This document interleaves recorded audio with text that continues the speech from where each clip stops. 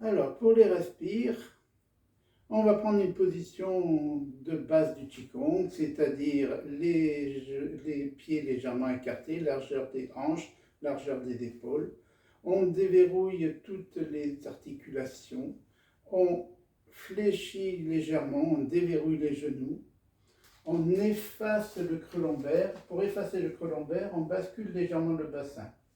On bascule légèrement le bassin comme si on s'asseyait sur un énorme ballon.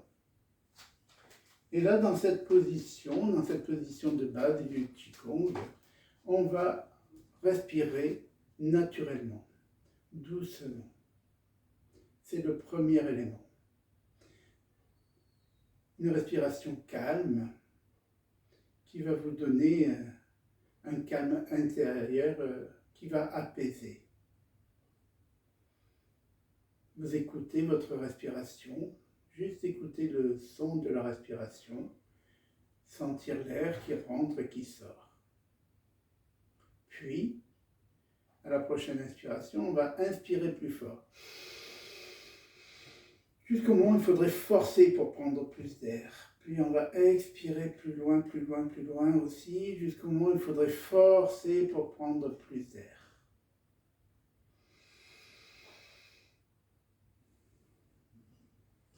Et là, dans cette deuxième respiration, on écoute encore, on ressent la différence de mouvement du corps. Troisième mouvement, et là on va passer en respiration paradoxale, respiration du Qigong, du Tao. J'inspire, je contracte les muscles fessiers,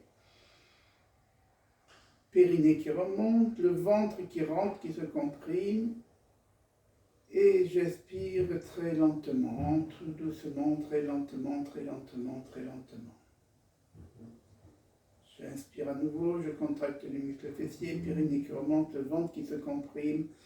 Quand j'arrive au bout de l'inspiration, je relâche tout doucement. Je relâche la gorge, la nuque, le haut du dos, tout au long de la colonne, le bas du dos. Je relâche le ventre, on relâche les fesses, on relâche les cuisses. Et à nouveau, j'inspire, je contracte les muscles fessiers, le ventre qui rentre, j'arrive au bout de l'inspiration et je relâche tout doucement tout le corps. Alors je relâche tellement lentement qu'on ne doit pas entendre l'expiration, on ne doit pas non plus sentir l'air sortir des narines. Très lentement. L'expiration peut être 2 fois, 3 fois, 4, 10 fois plus longue que l'inspiration. Cette respiration paradoxale, vous allez la pratiquer avec les lèvres et les dents desserrées pour ne pas faire de blocage sur les chaînes musculaires et sur les chaînes nerveuses. La pointe de la langue derrière les incisives supérieures, un point en acupuncture, en médecine chinoise, qui relâche tout le corps.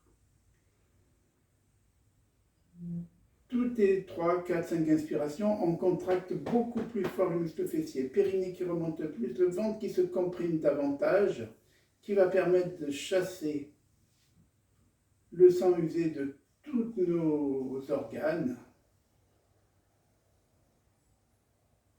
qui apporte aussi du calme, de la paix à l'intérieur de soi, on se relâche complètement, ça apporte de la vitalité en même temps. Et on expire aussi très lentement, très très lentement.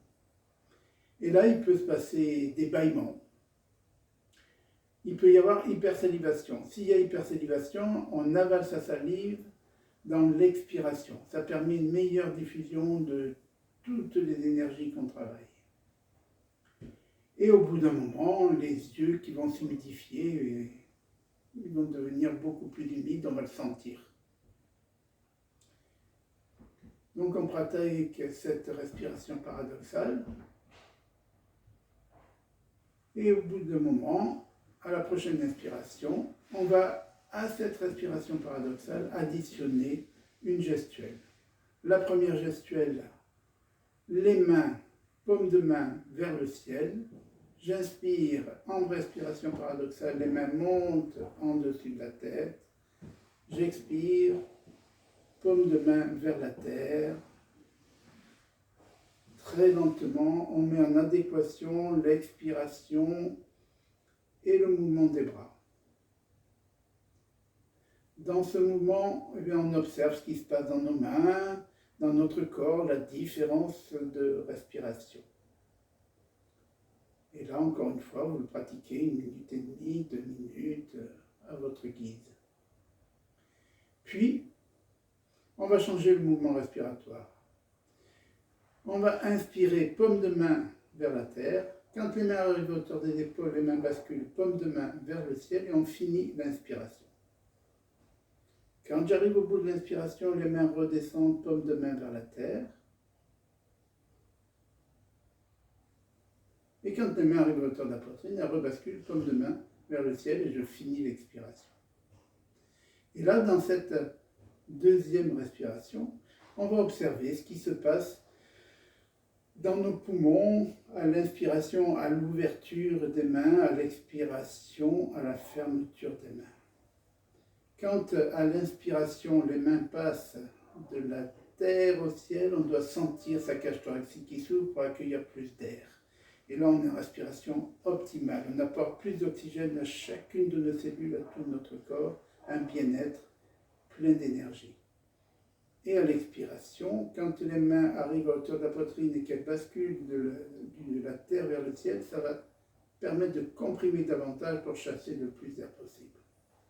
Au bout d'1 minute, 2 minutes, 3 minutes, les mains le long du corps, on prend une grande balle d'énergie et on revient.